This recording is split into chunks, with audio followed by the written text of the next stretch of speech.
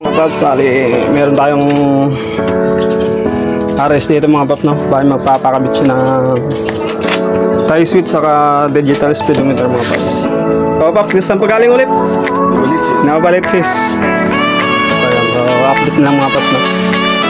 So yun, update lang ulit sa RS mga paps, no? Bali inabitan natin ng digital panel tsaka tie switch mga paps, no? So kulay asul pala yung napili paps para parehas dito sa ilaw ng kanyang digital mga paps. Iwan natin mga paps.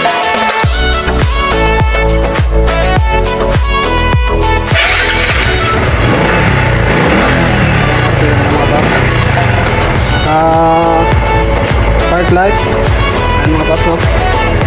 Saka pag sinaga natin headlight mga paps, ayan, bali yan dito yung kanyang high and low mga paps, no? Ayan. So dito andito na ang kanyang switch na kanyang mini driving lights mga paps, no? Pag inon natin automatic agad, tapos andito na yung kanyang high and low mga paps. So, may passing light na rin siya mga paps, no? Kahit naka-low nagpa-passing pa rin, saka naka-high nagpa-passing pa rin. High beam nagpa-passing pa rin mga paps. Patay natin may driving light mga paps, no? Passing light, sabay na yung headlight saka may driving light mga paps. Kasi left and right mga paps.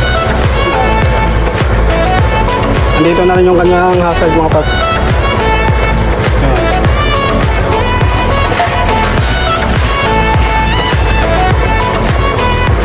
So hindi siya naka full width mga paps, no? Stock pa rin siya.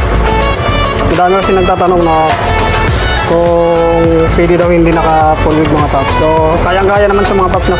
Kahit hindi siya naka full width. So ayan si paps, galing pang Novaliches, malayo pa. So i-review lang muna ni paps yung yung digital kasi parang may factory defect yung kanyang digital mga paps, no? So babalik na lang si paps pag kung sakaling may problema mga paps, papalitan na lang natin.